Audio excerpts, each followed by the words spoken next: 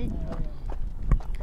Sir, आज आप अभी कोच बिहार आए हैं, यहाँ पे आखिर क्या आज पूरे दिन का शेड्यूल क्या है, क्या क्या? आज का दिन भारत के इतिहास में स्वर्ण अक्षरों में लिखा गया था। 1952 में भारत के संविधान के तहत आज ही के दिन 1952 में पहली बार लोकसभा का सेशन हुआ था। उस संविधान की रक्षा करने के लिए हर कदम उठाना हर व्यक्ति का दायित्व है, खास तौर से उनका जो संवैधानिक पद पर बैठे हैं। राज्य की मुख्यमंत्री और राज्यपाल दोनों संवैधानिक पद पर हैं। संविधान ने उनकी मर्यादा निश्चित की हुई है।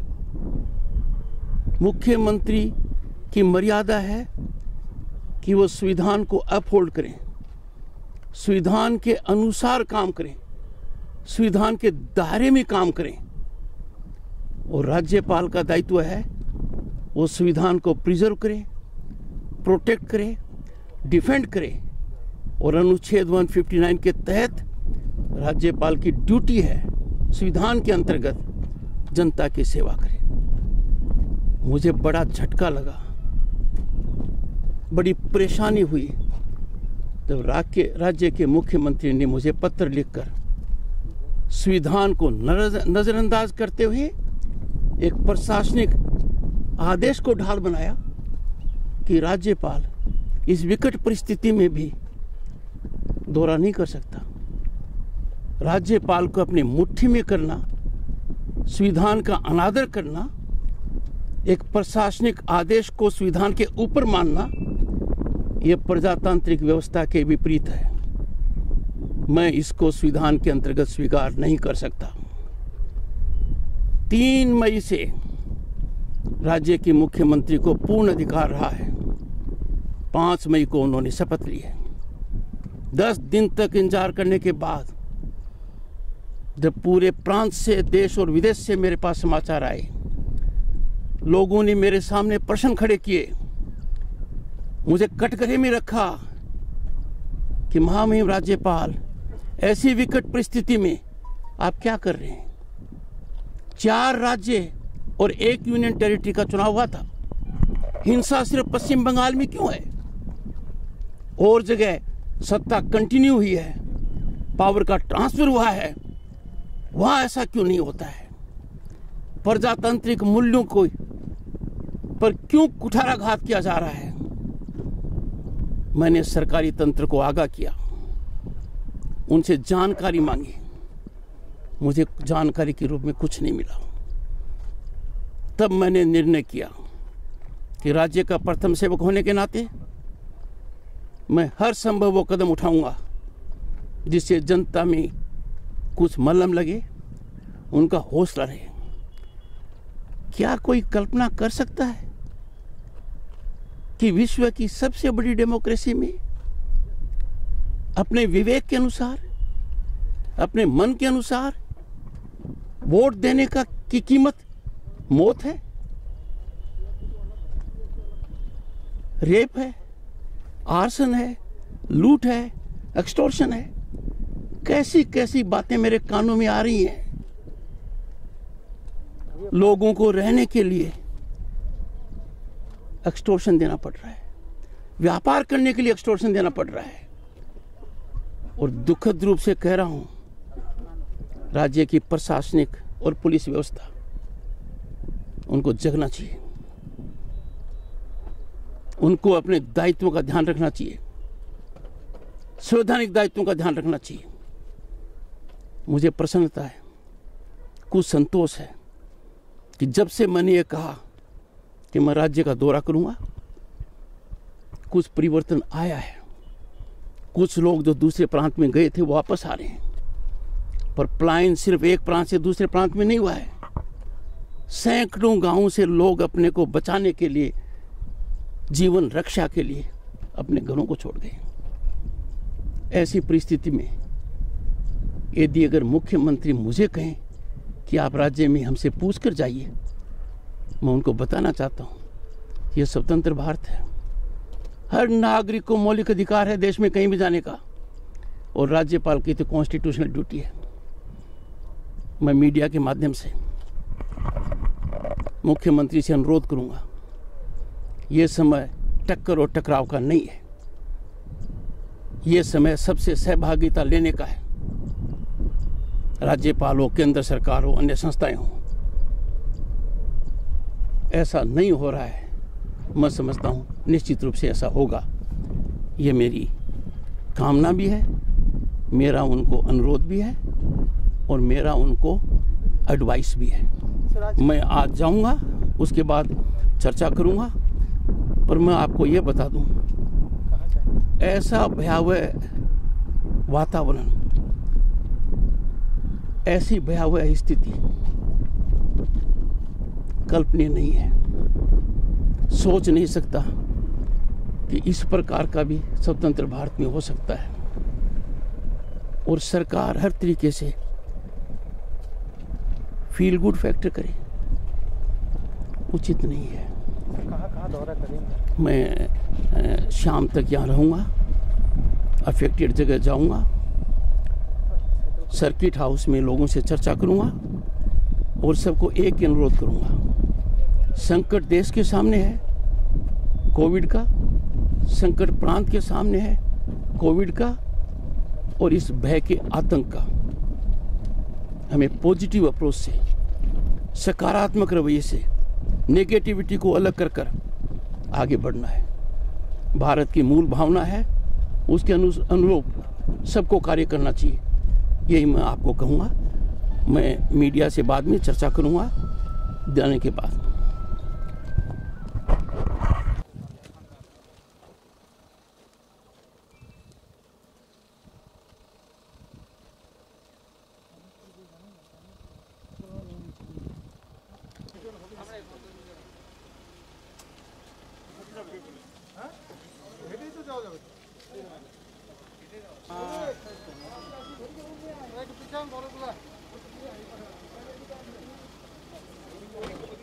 बना लीजिए दूरी। একটু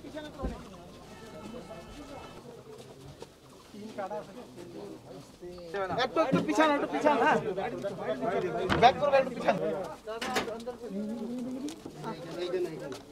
इनको अंदर जाने दीजिए, इनको अंदर जाने दीजिए, इनको अंदर।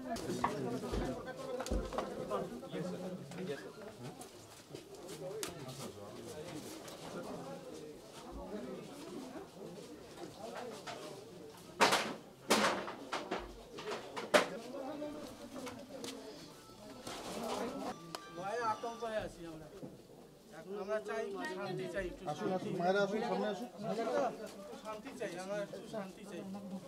কথা বলো, কথা বলো। বাড়িতে থাকতে পারি, সব কিছু আমাদের ভেঙে দিছে, ঘর তো সব কিছু, ফ্যান টিভি যা ছিল সব কিছু, টাকা পয়সা সোনা গ্যাসটা সব নিয়ে গেছে। বাচ্চা আমাদের মারে নাই, মানে আমরা দরজা বন্ধ করেছিলাম, দরজার মধ্যে কুড়াল দিয়ে ইয়ে चोट, दरजा में कुरुल से चोट मार। कितने लोग आए थे? কেউ আসেনি, কোনো রিপোর্টার, কোনো পুলিশ, কোনো কিছু এখন পর্যন্ত ভয় আছে আমাদের, এখনো পর্যন্ত আমাদের বাড়িতে ধমকি দেয় আমাদের। এত লোক নাই তো, সবগুলো ভাগছে, মাস্টার টাস্টার সব ভাগছে, এখানে টিউশনি মাস্টার ও ভাগছে, বউ বাচ্চা নিয়ে ভাগছে, দাদা বউ বাচ্চা নিয়ে ভাগছে, সবাই ভাগছে। তাহলে আমরা আছি শুধু 3 জন। আমরা চাই একটু শান্তি থাকতে চাই। আপনার বাড়িতে থাকুন, কোনো অসুবিধা নেই।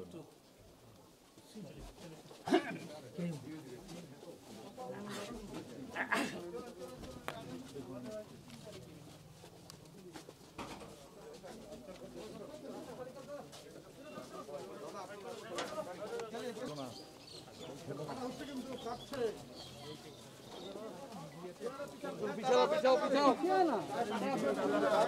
आगे हो जाओ, थोड़ा आगे।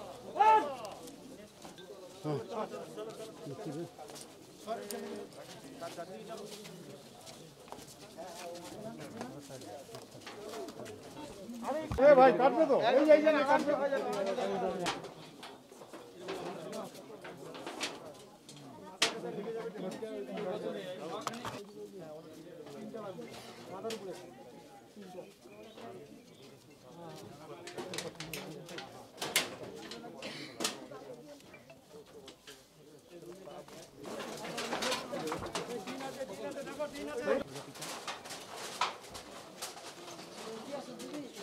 জলের টিউবওয়েলটা দেখা দেন ঘরের ভিতরটার মধ্যে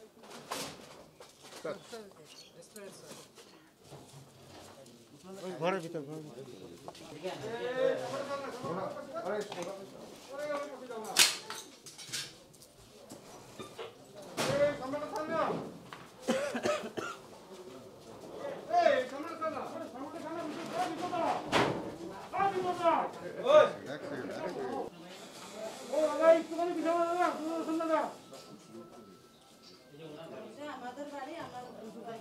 আপনি একটু পাশে যান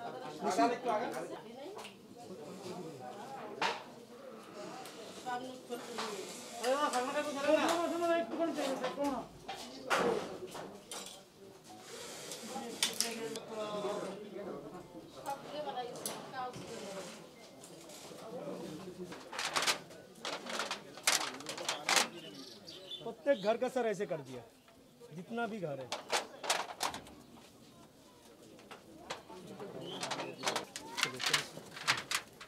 दूरी बनाइए दूरी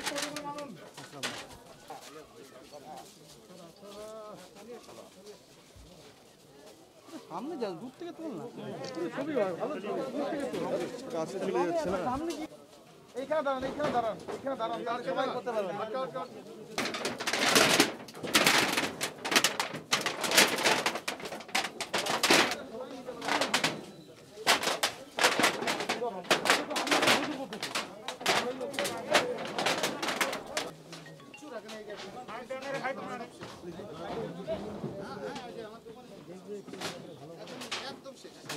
चलो डिस्टेंस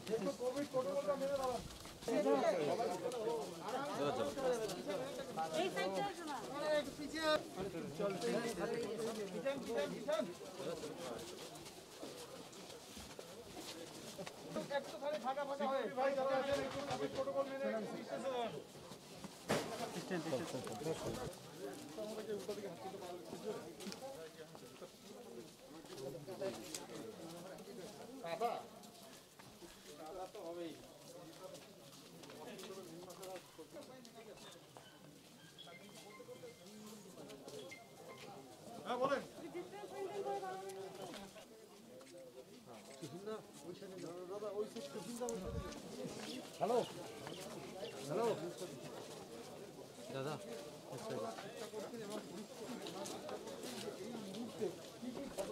आगा भाई चलो ভিতরে আছে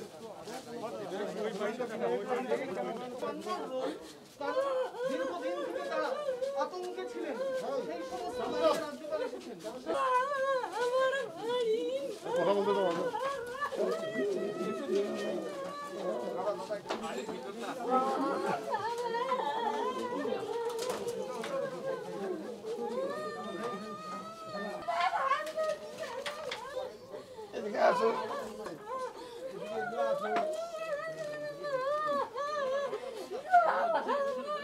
ঘরে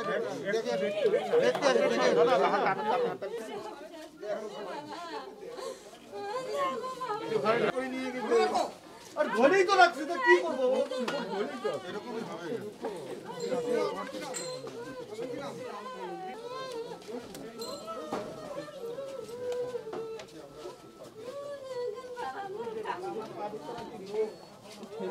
ভাই কি করছো চলো পিছে চলো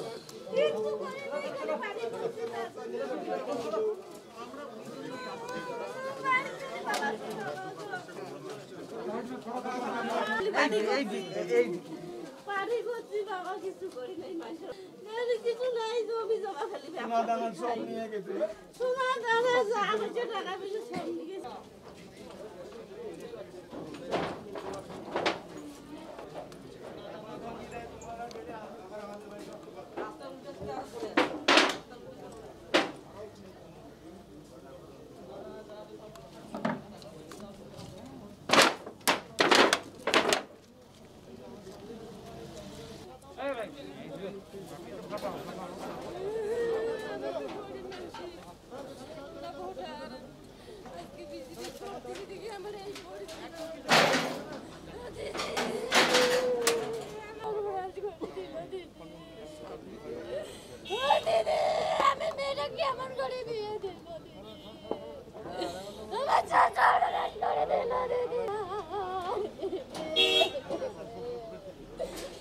আমি দুইটা বাচ্চা নিয়ে আমি কোথায় যাবো দিদি?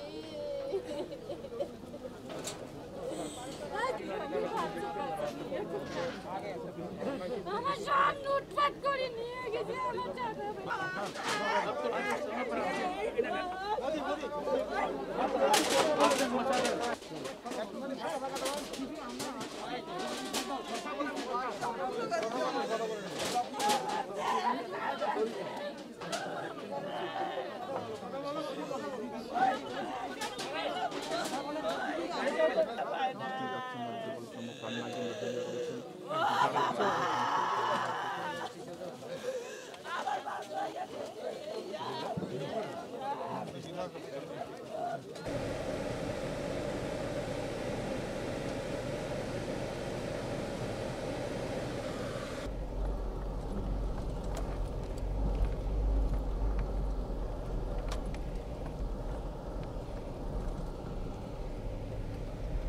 ছিল যে স্যার ইয়ে মত করবো তারা ঠিক আছে পুলিশই ভালো করেছে চাই আমি গিয়ে করবো যে স্যার আমরা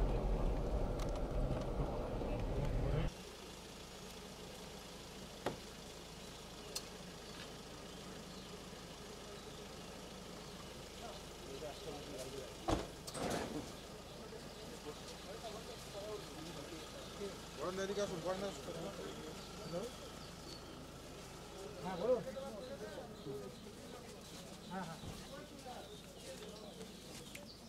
তোমার গাড়ি থেকে নাই মনে তুমি কনভয় থাকো। হ্যাঁ আমি বললাম বলে দাও ঠিক আছে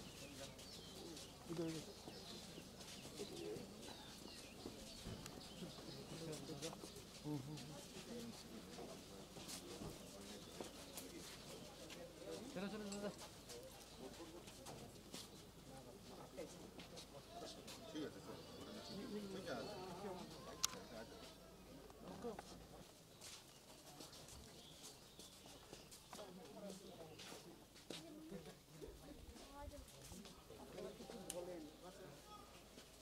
মা বলেন কিছু আপনারা? রাজ্যপাল মাননীয় রাজ্যপাল এসছে আপনাদের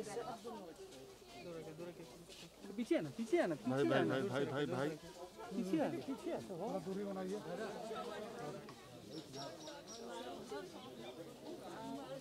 চন্দন চন্দন একটু বর্ডারে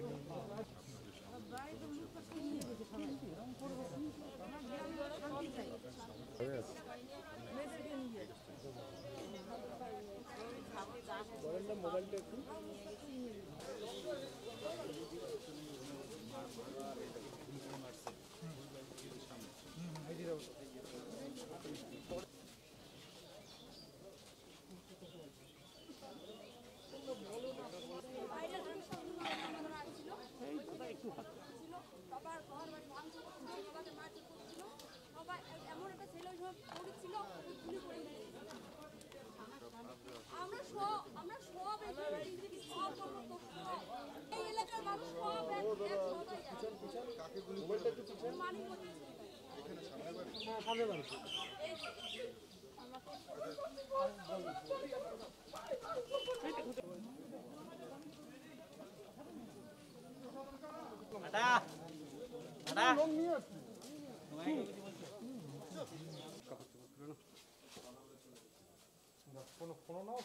ছবি দেখাচ্ছে 15 আমরা ছেড়ে দিয়ে ভাই সামনেটা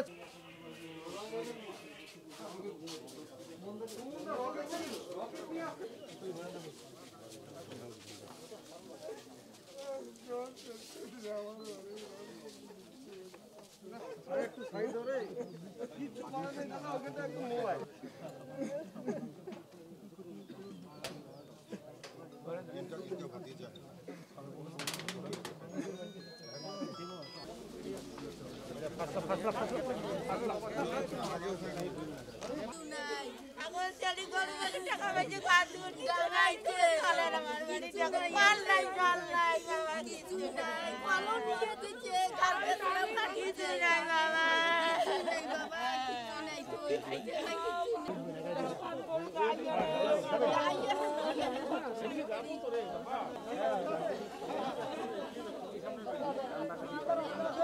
Oi.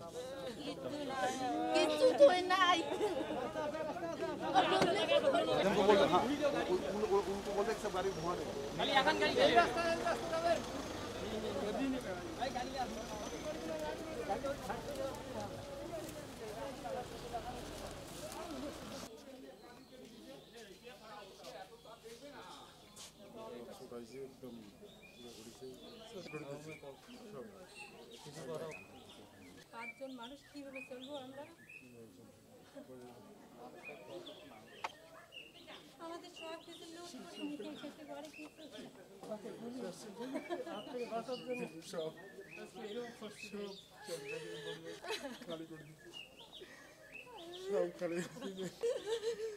বড় বাসে কিভাবে বাঁচবো?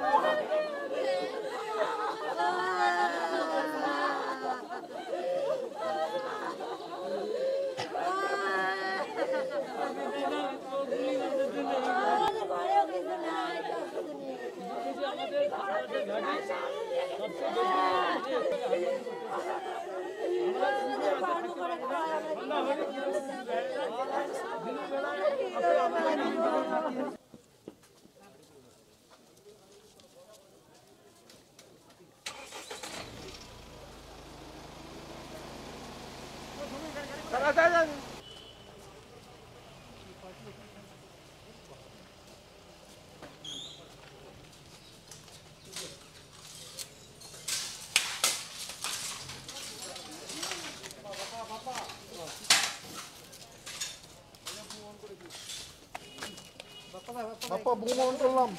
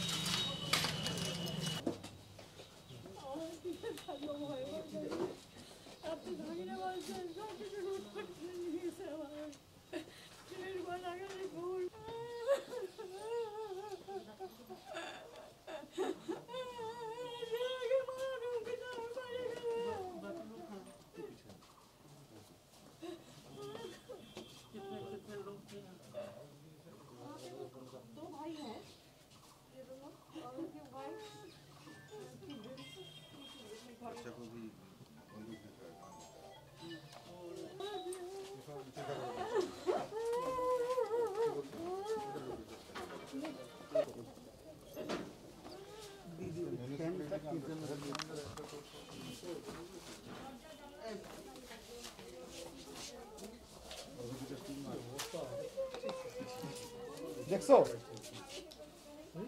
ওদিকে বলে মানে গরু ছাগল মিলে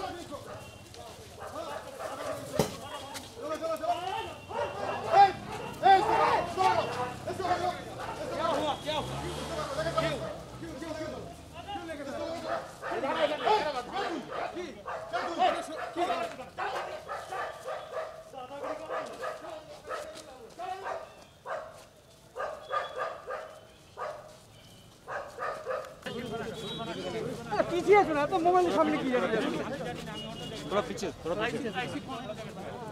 अरे दादा लाइव रुको रुको लाइव नहीं भाई আমি লাইভ অন করলাম ওটা অন করতে হবে না তুমি এমনি না অন করছো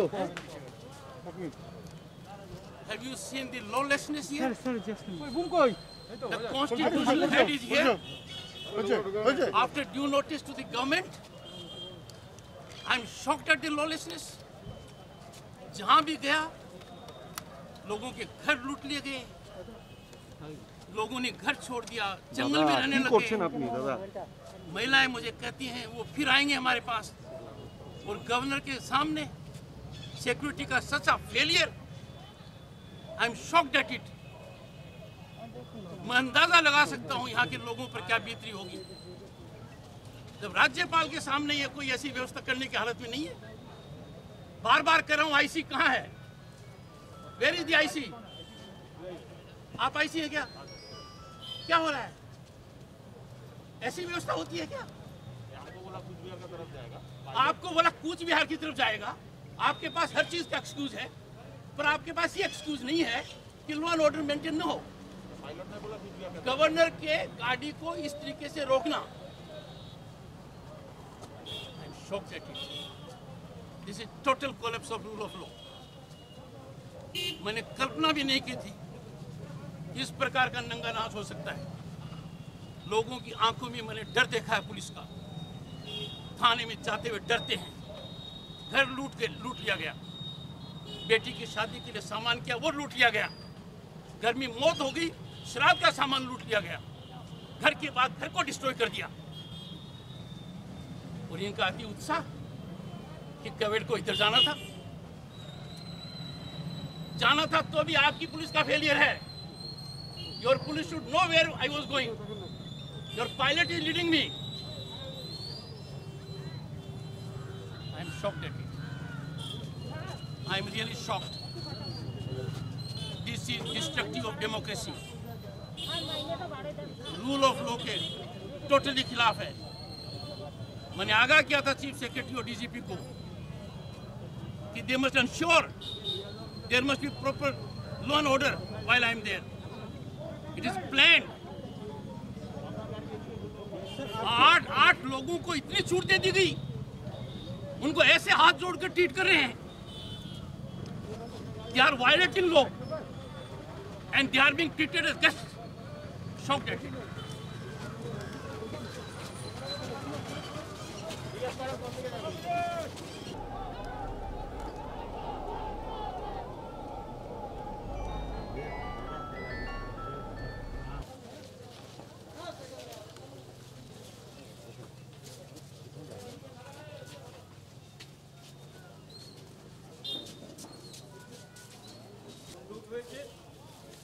এটার একটা সদর্থক ভূমিকা পালন করবে বলে আমি আশা রাখছি সেন্ট্রাল গভর্নমেন্ট এবং স্টেট গভর্নমেন্ট। এটা যেন ভবিষ্যতে কারোর ঘরে না হয়, এইটাই আমি আপনাদের কাছে আবেদন রাখছি।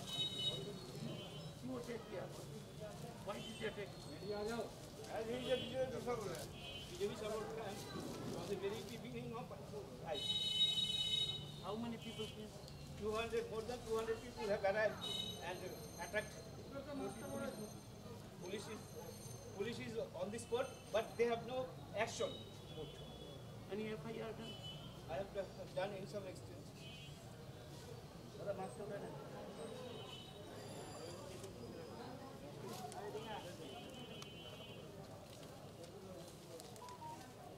Any action taken on this?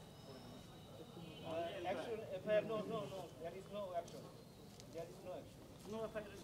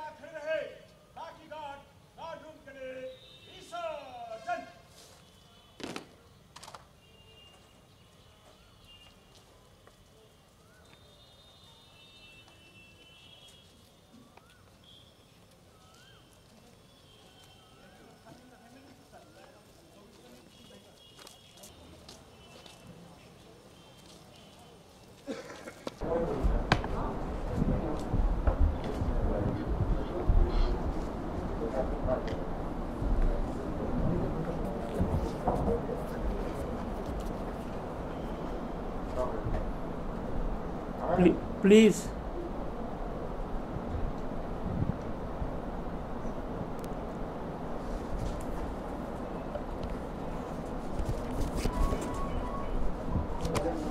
Please put your mobiles in silent. Please ये रिक्वेस्ट किया गया है. Imagine the grave situation in which we are. We are responsible people. I'll start after 1 minute so that you can check your mobiles. Put them on silent mode.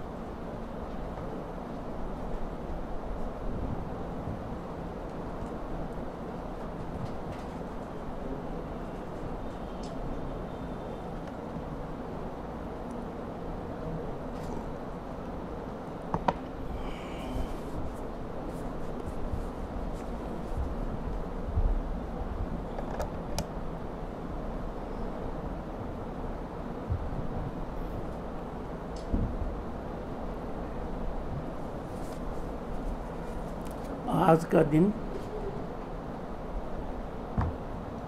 Bharat के इतिहास में बहुत महत्वपूर्ण है. आज के दिन ही 1952 को भारत के संविधान के तहत लोकसभा की पहली बैठक हुई थी.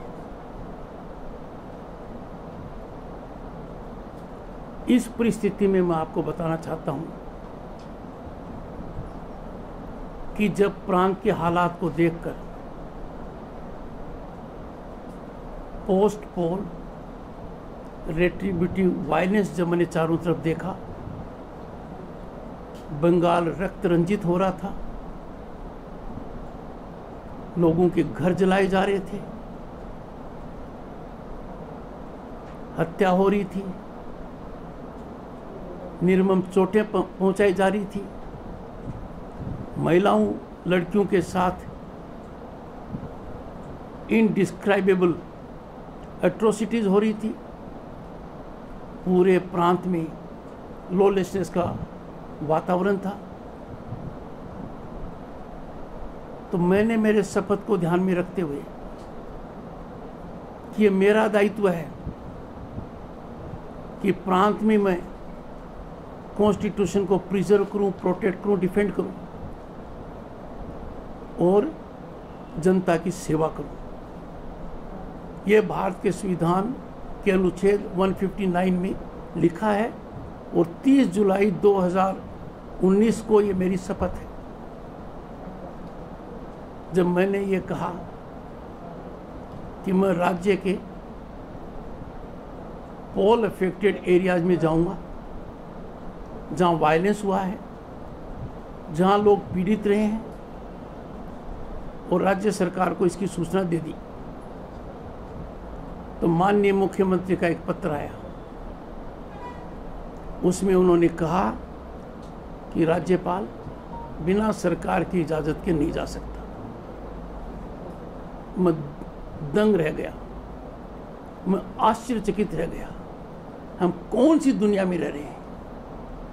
क्या एक प्रशासनिक आदेश जिसके न तो सर है न कोई टांग है, जिसका न कोई विधिक आधार है, वो बाबा साहेब अंबेडकर के बनाए हुए संविधान को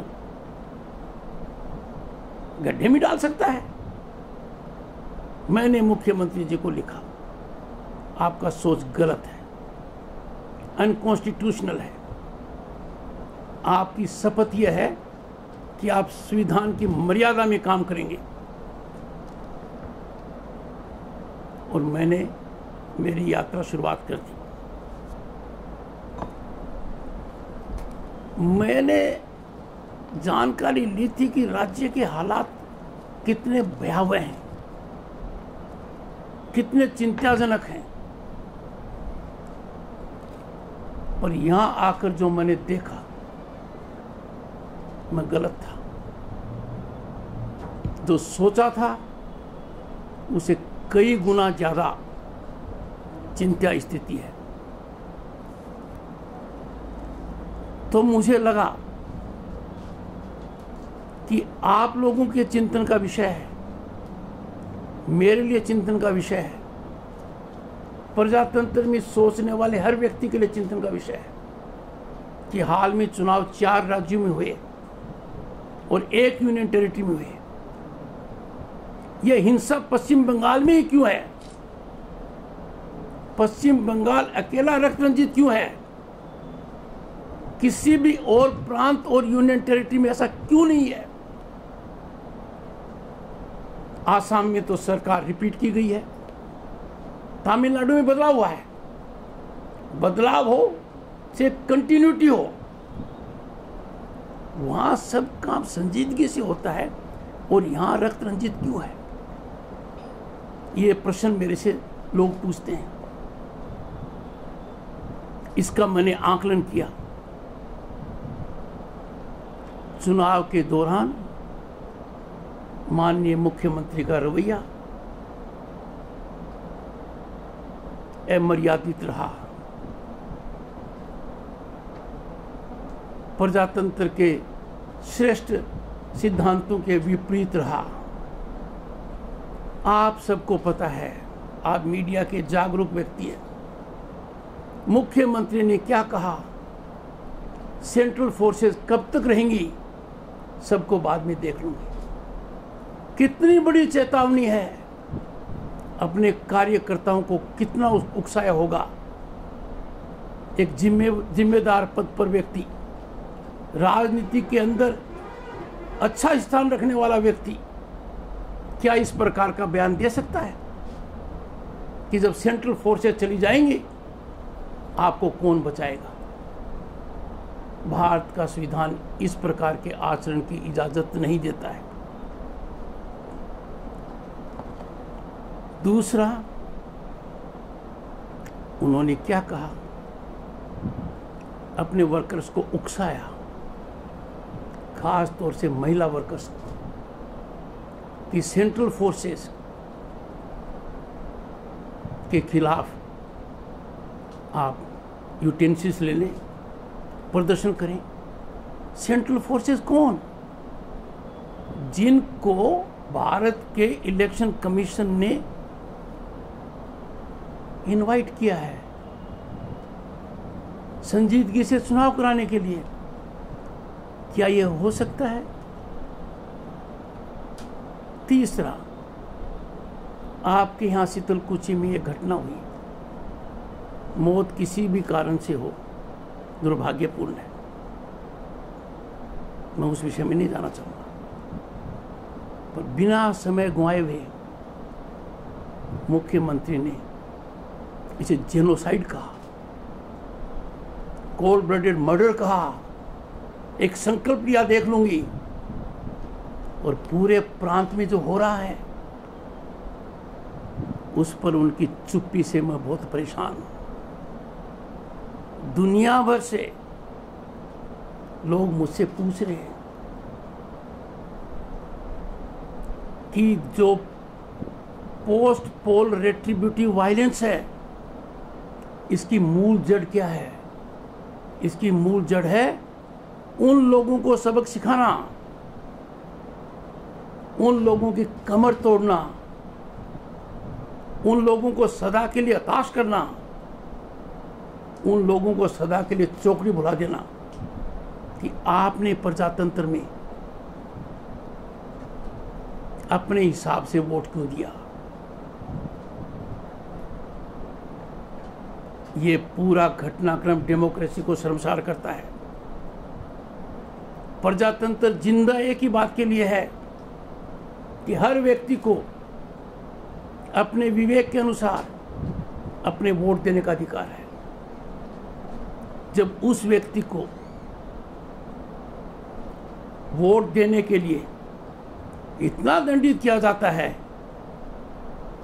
कि उसे मौत मिलती है, चोट मिलती है, बलात्कार का शिकार होना पड़ता है, इंडिग्निटीज का शिकार होना पड़ता है, लूट एंड आर्सन को फेस करना पड़ता है, और अब तो हालात यहां तक बदतर हो गए हैं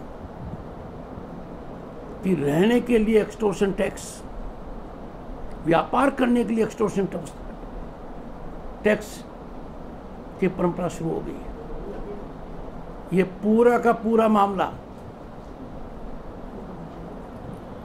विश्व की सबसे बड़े प्रजातंत्र के लिए पश्चिम बंगाल में चुनौती बने, यह दुर्भाग्यपूर्ण है।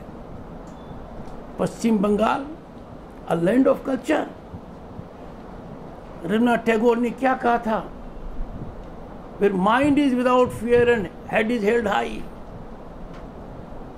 किसी का भी माइंड आज के दिन विदाउट फियर नहीं है और शर्तो शर्म से झुक रहा है। आज के दिन जब मैंने आज जो कुछ देखा, मेरे आंखों में आज कोई आंसू नहीं है।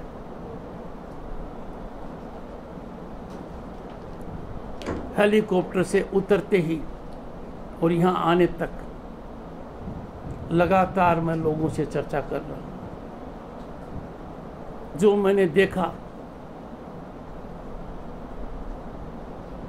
उतना आप लोगों को नहीं बता पाऊंगा,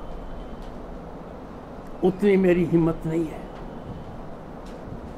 मेरे शब्द मेरी मदद नहीं कर सकते। पर जब एक दादी मुझे कहती है कि बेटी की शादी के लिए, पटपोती की शादी के लिए जो सामान इकट्ठा किया गया था उसको लूट ले गए। जब एक लड़की मेरे को आंखों में देखकर कहती है, सर आप आ गए, वो फिर आएंगे, आप आ गए, वो फिर आएंगे। इतना बड़ा डर, इतना आतंक मैं कल्पना नहीं कर सकता। कैसी तबाही मचाई है वो मैंने देखी है। किसी की दुकान है, पूरा बर्बाद कर दिया, तोड़ दिया, मरोड़ दिया, ले गए, और जो नहीं बचा उसको डिस्ट्रॉय कर गए। आज भी भारी संख्या में लोग किसी भी परिस्थिति के अंदर रात को अपने घर में नहीं रहते।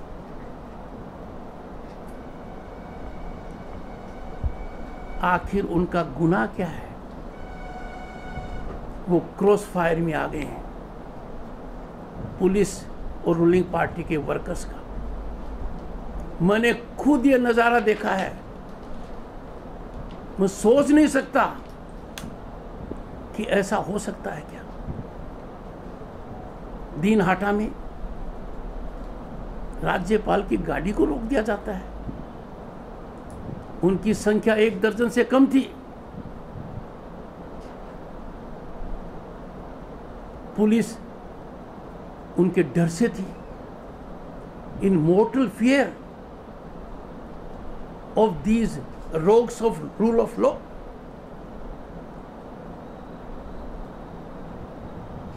उनकी एक बहुत बड़ी योजना मैंने नजर आई तो मैं गाड़ी से उतरा। उनका उद्देश्य साफ मुझे नजर आ रहा था। पुलिस तो खड़ी है and they had a mind and design against my security people। वो सेंट्रल आर्म फोर्सेस के हैं। मैंने उतरकर फिर चेताया, इसी को कहाँ हो। ये हालात हैं, ये बहुत चिंताजनक है। और इस प्रकार से मुझे लगता है कि प्रांत में कानून का राज नहीं चल रहा है। प्रांत में लॉलेसनेस है। प्रांत में जिस किसी ने भी रूलिंग पार्टी को वोट नहीं दिया उसको सबक सिखाने का एक अभियान चल रहा है।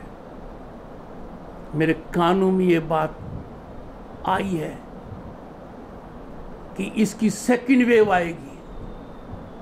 मैं चिंतित हूं। मैं मीडिया के माध्यम से सरकारी तंत्र को आगाह करना चाहता हूं। ये बात ज्यादा निराधार नजर नहीं आ रही है। जैसे कोविड की सेकंड और थर्ड वेव है, उसी तरीके से पॉलिटिकल वेंडेटा, उन लोगों को सबक सिखाना जिन्होंने प्रजातंत्र में सांस लेकर उनका विरोध करने की हिम्मत क्यों दिखाई, वो सेकंड वेव के शिकार होंगे। मैं उम्मीद करता हूं, आशा करता हूं और मीडिया से अपील करता हूं, आप अपना दायित्व निभाएंगे तो निश्चित रूप से डेमोक्रेसी में कुछ सांस यहां आएगी। मैं जितना देख रहा हूं ऐसा मुझे फिलहाल नजर नहीं आ रहा है। मैं अपने आप से पूछता हूं, बंगाल में इतना कुछ हो रहा है, इतना अत्याचार हो रहा है,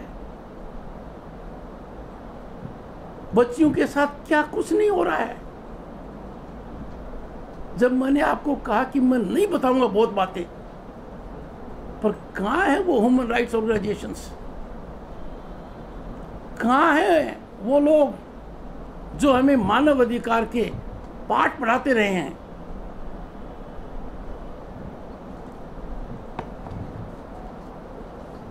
मेरा आपसे अनुरोध है, इतिहास राज्यपाल को नहीं बख्शेगा, इतिहास मुख्यमंत्री को भी नहीं बख्शेगा, पुलिस और प्रशासनिक अधिकारियों को भी नहीं बख्शेगा, आपको भी नहीं बख्शेगा। आप लोग भी अपना कलेजा टटोलिए। इतना देखने के बाद जब मैं अखबार पढ़ता हूं तो मुझे सब फील गुड नजर आता है, ऑल इज वेल नजर आता है। हम कहां रह रहे हैं, लोगों की पीड़ा समझिए।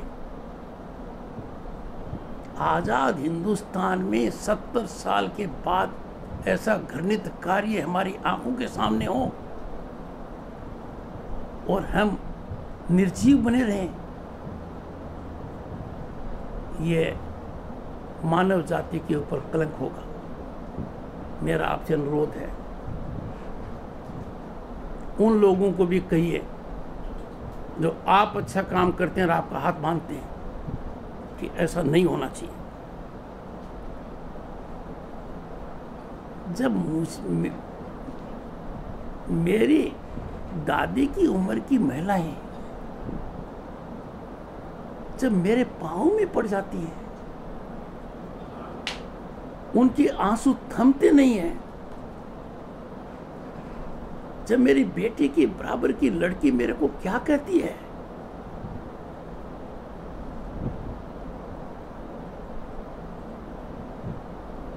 दे आर इन क्रॉस फायर, कैसे बचेंगे? रूलिंग पार्टी के वर्कर्स एंड लोकल पुलिस, उनका नजारा मैंने आज देख लिया है। राज्यपाल के सामने उनका ये तांडव नृत्य हो सकता है, आपको आश्चर्य होगा। वो आईसी कहता है, सर आपको तो उधर जाना था। अरे मुझे किधर जाना था ये आपके पायलट को पता है। इतनी बड़ी सुरक्षा में चूक क्यों कि हालात को सुधारने के लिए मुझे उतरना पड़े।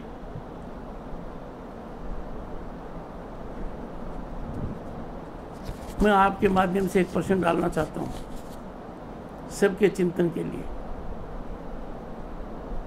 ये कौन सी राजनीति है तो समाज को रक्त रंजित करती है?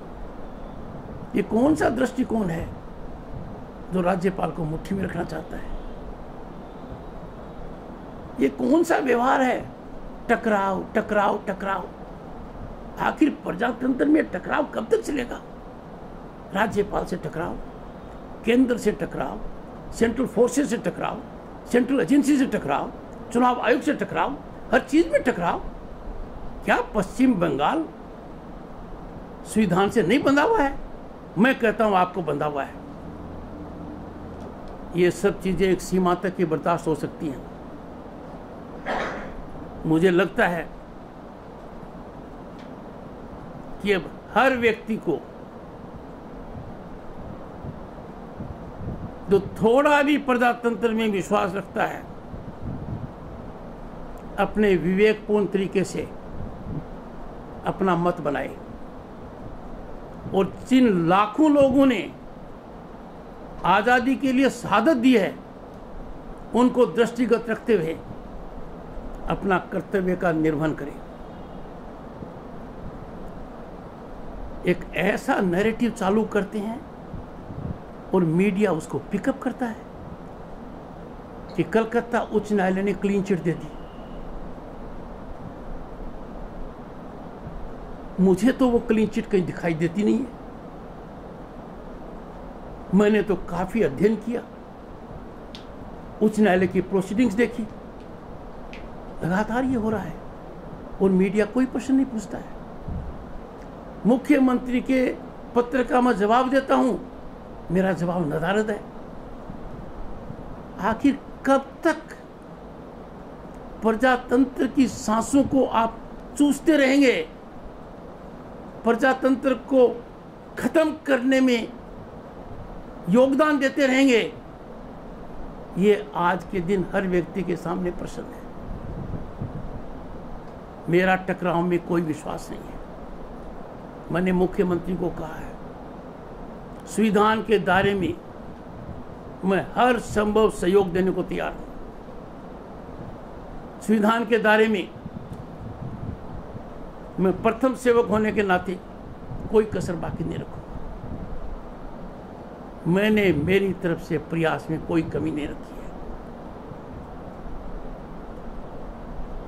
पर जब 10 दिन हो गए, 3 मई इसलिए कहता हूं कि 3 मई को मुख्यमंत्री को वो सब अधिकार प्राप्त थे जो उसको 2016 से लेकर मॉडल कोड तक थे। She was a full fledged chief minister on 3 मई। 10 दिन में क्या हुआ मुझे आप बताइए। कूच बिहार के एसपी को शपथ लेने के कुछ घंटों में सस्पेंड किया। मैं उस पर टिक्का टिप्पणी नहीं करूंगा। होगा उनका विवेक, व्यवस्था उसका ध्यान देगी। क्या प्रांत में कहीं कुछ और हुआ? मैंने मुख्यमंत्री से बहुत आग्रह किया, बड़ी विनती की। तब दुनिया भर से लोगों ने मेरे को कहा, राज्यपाल आप कर क्या रहे हैं, आप अंदाजा नहीं लगा सकते। अमेरिका, कनाडा, यूरोप, देश की बात छोड़ दीजिए, प्रांत की छोड़ दीजिए। उन लोगों ने कहा, कईयों से मैंने फोन पर बात की। तो मुझे बताइए, ऐसी परिस्थिति में मैं क्या करता?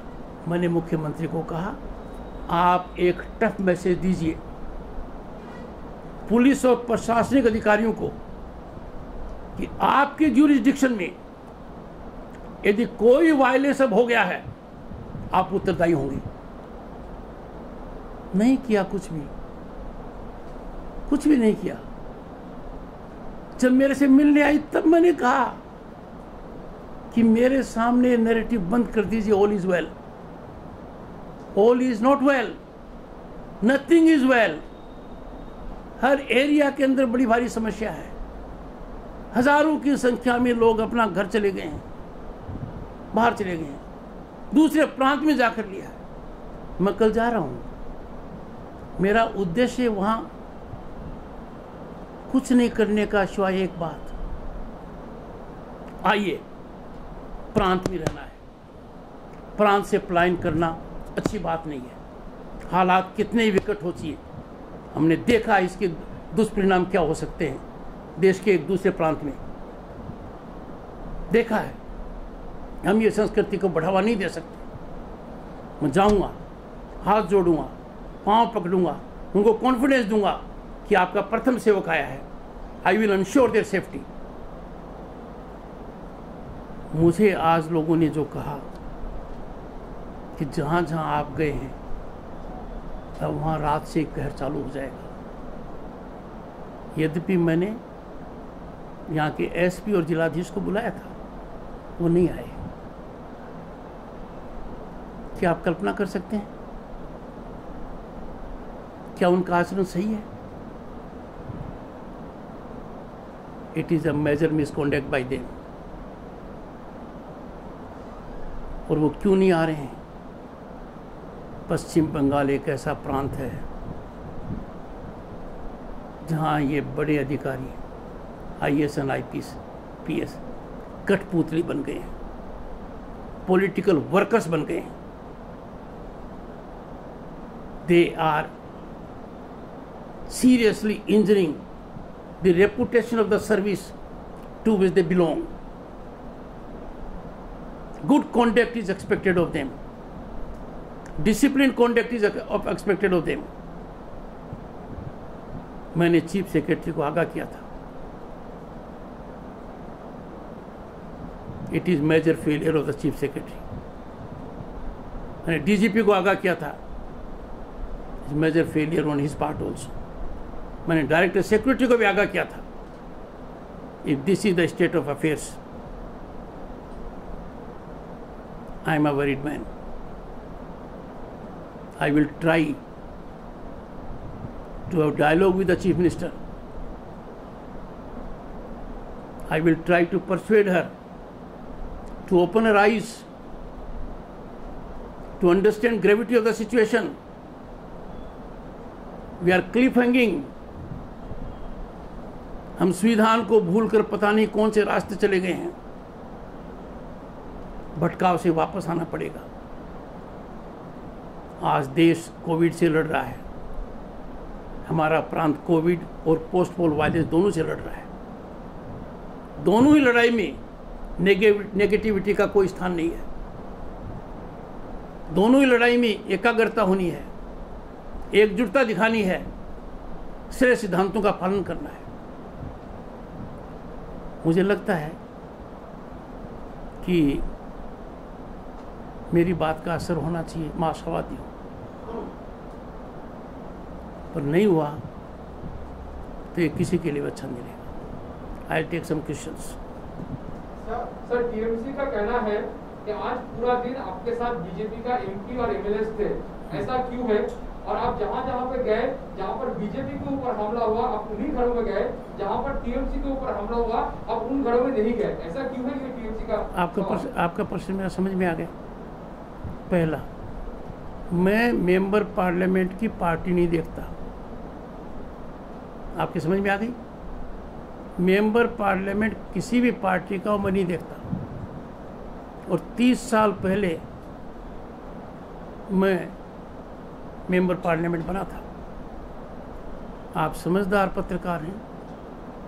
जब आप पार्लियामेंट की प्रोसीडिंग देखेंगे तो उसमें मेंबर पार्लियामेंट की पार्टी कभी नहीं आती है.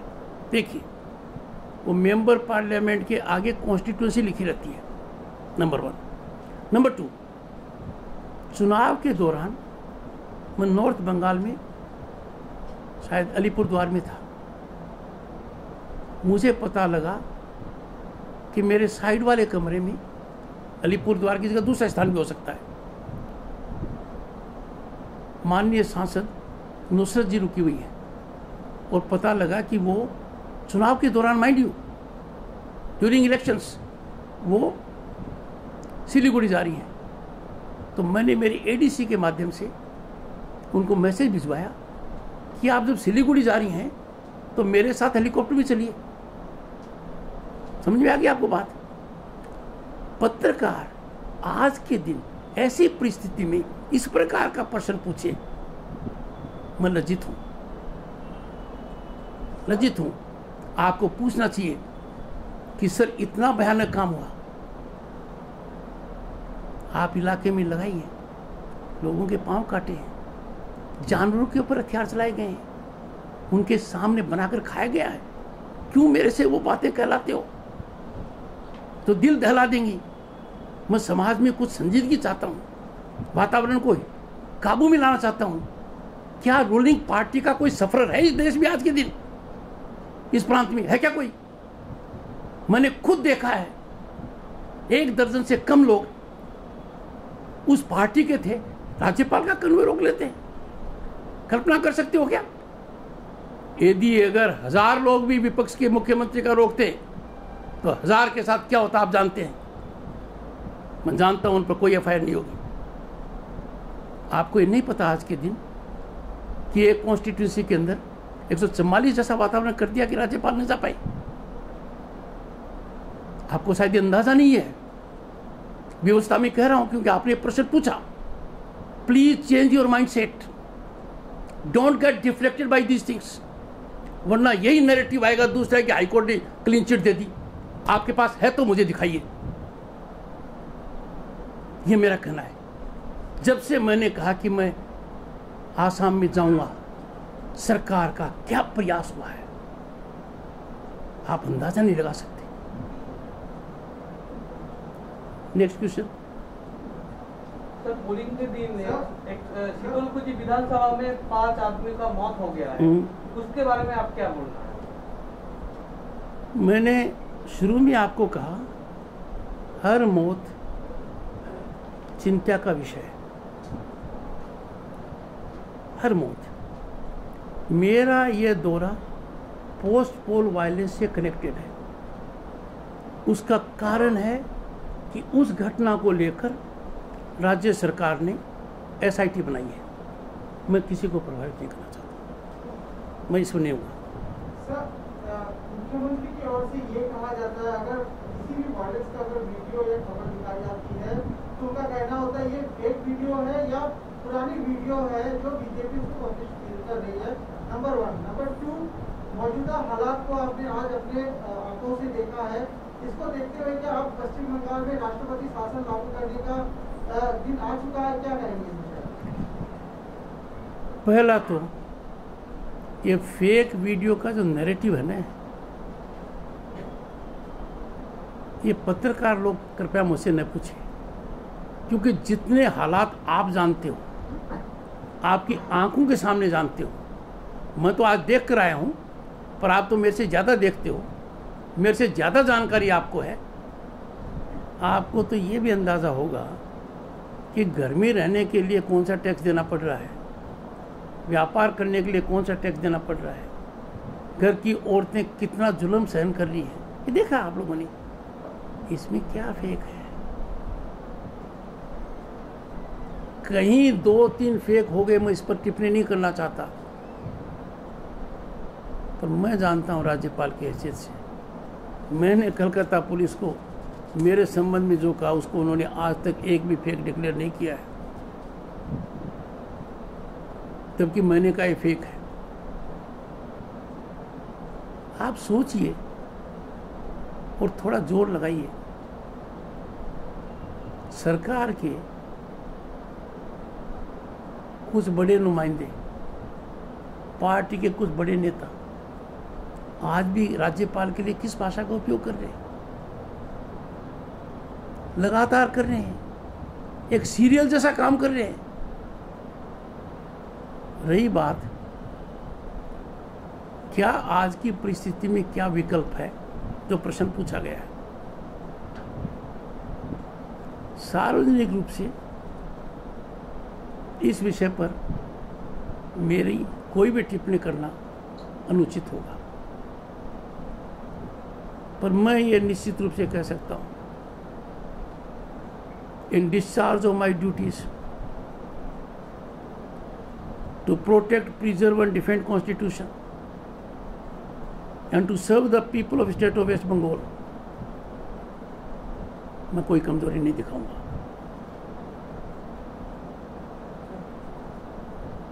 सर, आज अपने दीनहाटा गए, वहाँ कुछ लोगों का घर देखा तोड़ दिया गया। दीनहाटा में कुछ दिन पहले वहाँ का एक MLA उसका हाथ तोड़ दिया गया, उसे मार दिया गया, इस बारे में कुछ बताएंगे?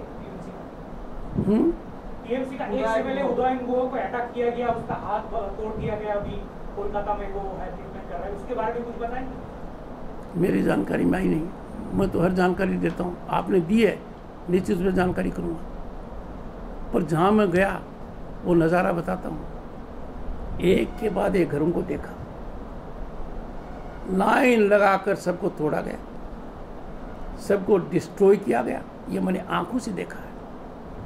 जिस घर में मौत हुई है वहाँ मैंने उन बच्चियों की आंखों में देखा है, जिसके बाप के पांव तोड़ दिए गए, जिंदा है, उसकी दोनों बच्चियों को मैं फेस नहीं कर पाया। जहाँ मैंने कह चुका कि बहुत सी बातें मैं आपसे शेयर नहीं करूंगा, पर जो कुछ मेरे को बच्चियों ने और महिलाओं ने बताया है, I don't want to share it with you. आप जागरूक व्यक्ति हैं, हालात को समझिए। आज के दिन प्रजातंत्र पूरी तरह कलंकित है। 3 खास कारण हैं। पहला कारण, उन पर प्रहार क्यों हो रहा है जो पीड़ित है, उन पर आक्रमण का आधार क्या है, उन्होंने कौन सा गुनाह प्रजातंत्र में किया है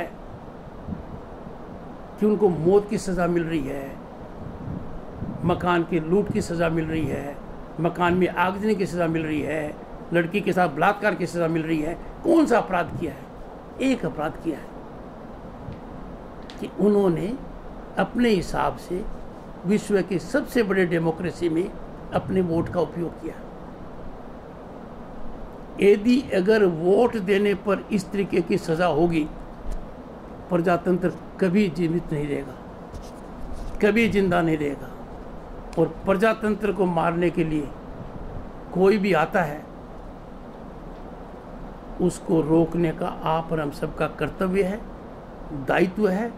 और भारत के संविधान की यह मूल भावना है कि हम ऐसे किसी भी दुष्कर्म को आगे न बढ़ने दें, कुंठित करें। और मेरा इसमें जो उत्तरदायित्व है, I will do it thoroughly and completely.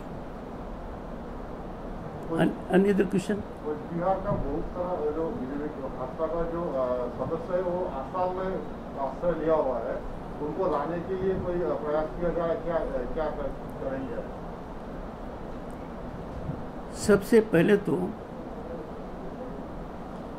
In search of security, जान बचाने के लिए, शरीर को बचाने के लिए, अस्मिता को बचाने के लिए, यदि अगर कोई अपने प्रांत से दूसरे प्रांत में जाता है या अपने गांव को छोड़कर कहीं और शेल्टर लेता है, ये 2 चीज़ हैं। पश्चिम बंगाल में भी हजारों लोग अपने घर छोड़कर कहीं और रहने हैं, कुछ उसमें प्रांत के बाहर हैं। इसको मैं बहुत ही कलंकित मानता हूँ। मैंने बड़ा प्रयास किया, पहले भी प्रयास किया, लोगों को मैसेज भिजवाया, और कुछ लोग आ गए। जो नहीं आए उनको कल मैं वचन देकर आऊँगा, वादा देकर आऊँगा, अश्योरेंस देकर आऊँगा, ताकि वो आएँ। क्यों कहता हूँ ऐसा? ये पीड़ा देश एक बार सहन कर चुका है। आप मेरे से ज़्यादा जागरूक हैं। देश के एक प्रांत में कुछ लोगों को प्रांत छोड़ना पड़ गया था। आप समझ रहे हैं ना? उस प्रांत में जब कुछ लोगों को प्रांत छोड़ना पड़ गया था तो बड़ी भारी समस्या हो गई थी। मैं नहीं चाहता कि पश्चिम बंगाल जैसे प्रांत में इस प्रकार के हालात की सीडिंग भी हो। दूसरा, मैं अपने आप को बहुत कुछ कहने से रोक रहा हूँ, पर आपसे आग्रह करूँगा, आप अपनी आंखें खोलें, कानून से सुने, और प्रजातंत्र में पत्रकारिता जो 4th पिलर है उसका योगदान करें। Any other question? Sir, non political question है। कुछ भी राष्ट्रीय संस्कृत कॉलेज जो है बहुत सालों से बंद पड़ा हुआ है। कौन सी? आपका क्या राय है? कौन सी? राष्ट्रीय संस्कृत कॉलेज कुछ भी का। It's a good question. और इस पर और इस विषय पर मेरा बहुत बड़ा चिंतन रहा है, क्योंकि मेरा ये मानना है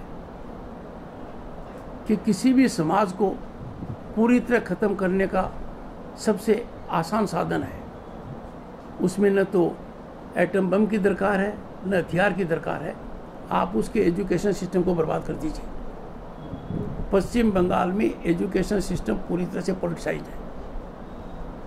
अब राज्य में नए मंत्री बने हैं, शिक्षा मंत्री, उनसे चर्चा करूंगा। मुझे उम्मीद है, देखिए, प्रजातांत्रिक व्यवस्था का मूल आधार क्या है? मूल आधार है कि संवैधानिक पद पर बैठे हुए व्यक्ति मिलजुल कर काम करें। मैं राज्यपाल की हैसियत से और ममता बनर्जी मुख्यमंत्री की हैसियत से हमारे मेल मिलाप से काम चलेगा, हमारे आपसी विचार विमर्श से काम चलेगा। मैं बहुत कोशिश करता हूं टकराव वो न करें, पर जब सब सीमा पार कर कर कहती हैं कि राज्यपाल सरकार की मुट्ठी में है, हम कहें बैठ जाओ तो बैठ जाओ, खड़े हो जाओ तो खड़े हो जाओ, तो मैं पहले भी कह चुका हूं, I am not a post office, I am not rubber stamp. और ये भी कह चुका हूं, I don't have feet of clay. भारतीय संविधान ने, जिस संविधान ने मुझे यह शपथ लेने का सौभाग्य दिया है कि मैं कॉन्स्टिट्यूशन को प्रोटेक्ट कर सकता हूं और जनता की सेवा कर सकता हूं, तो निश्चित रूप से संविधान ने मेरे को ताकत भी दी है। तभी तो मैं आपके सामने हूं आज के दिन। उन्होंने को कहना था, कह दिया उन्होंने। उनका प्रशासनिक आदेश भारत के संविधान के सामने निष्प्रभावी है। मेरा आग्रह रहेगा, वो चुनाव जीत कर आई हैं, उनको सकारात्मक सोच रखना चाहिए, जनता की भलाई के लिए सोचना चाहिए, प्रांत में शांति कायम करने के लिए सोचना चाहिए। वो किसी विशेष वर्ग की मुख्यमंत्री नहीं है, वो अपनी पार्टी की मुख्यमंत्री नहीं है, वो पूरे प्रांत की मुख्यमंत्री है। उनका आचरण यही होगा कि वो पूरे प्रांत की मुख्यमंत्री हैं। जब एक भाई ने पूछा टीएमसी के बारे में, आपको अंदाजा नहीं है, मैंने टीएमसी के हर नेता को आउटरीच किया है, हर नेता को। नाम गिनाने लगूं तो डबल डिजिट में जाएगा। डरते हैं राज्यपाल से मिलते हुए। ये कंपन क्यों है, आप उनसे पूछिए। जितनी स्वतंत्रता से, बिना किसी परिणाम को ध्यान में रखते हुए आप अपने प्रथम सेवक राज्यपाल से प्रश्न पूछ रहे हैं ना, कभी उधर भी आजमाइए, या थोड़ा सा दिखाइए तो पता लगेगा कि हालात कितने भयावह हैं।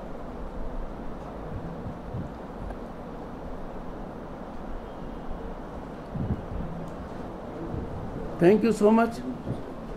I will keep in connect with the media here. Media has a great role to play. ये मीडिया की बदौलत है कि प्रजातांत्रिक मूल्य खत्म कभी नहीं हो सकते। यहाँ भी मैं समझता हूँ आप लोग ऐसा करेंगे। Engage into some soul searching at my request. Try to project the situation as it is. Neither for nor against.